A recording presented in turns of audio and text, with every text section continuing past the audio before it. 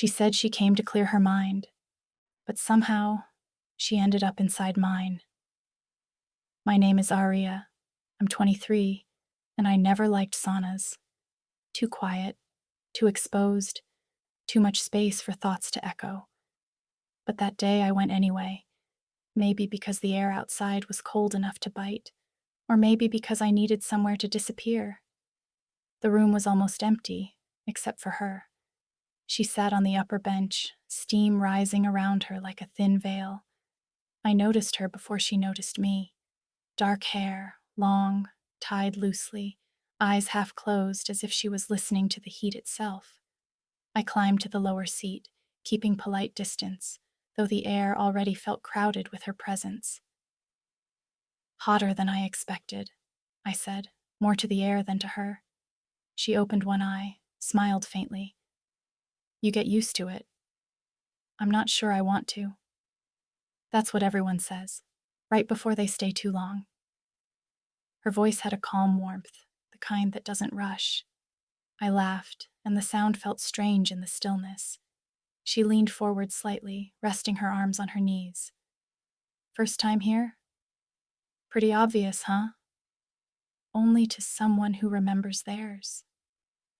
I caught her looking then, not in a way that demanded anything, just curious. The kind of look that pauses between politeness and something unnamed. The air shimmered between us, and the drops of water on the wooden walls glowed amber in the dim light. Outside the glass door, the world was blurred, white snow, blue dusk. But inside, everything pulsed slow and golden.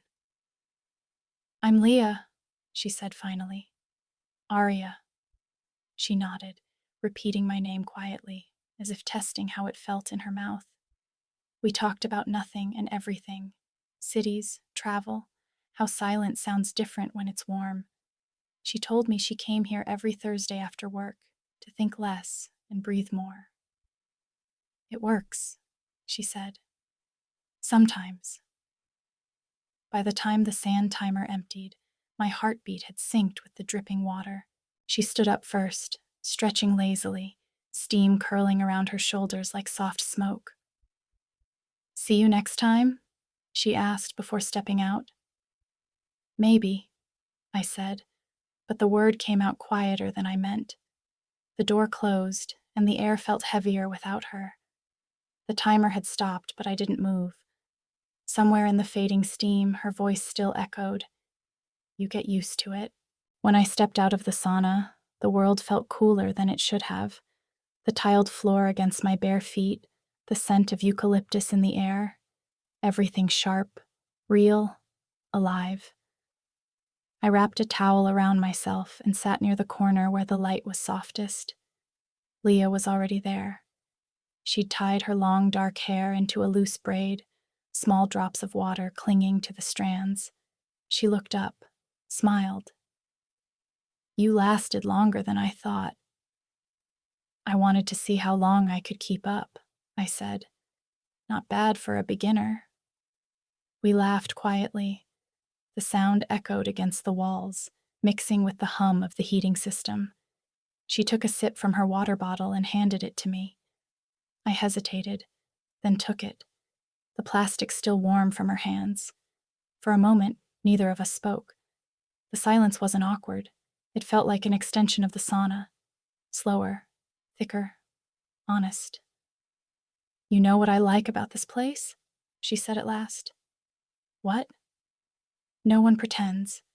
Maybe it's the heat, maybe it's the air, but people leave everything else outside. Noise, masks, all of it." I nodded. "You talk like someone who's been here a lot." "Every Thursday," she reminded me. "And maybe next Thursday, you'll stop pretending you don't like it." I smiled. "Maybe." She leaned back, closing her eyes, her face lit by the soft amber glow of the wall lamp. "You ever notice," she said, "how it's easier to be honest with strangers? Because you might never see them again? Or because you hope you will?" Her words hung in the air, warm and quiet. Outside the window, the sky had turned violet, the kind of evening that makes time feel slower. She stood, grabbed her towel, and turned toward me with a half smile. Same time next week? You always ask like you already know the answer, I said.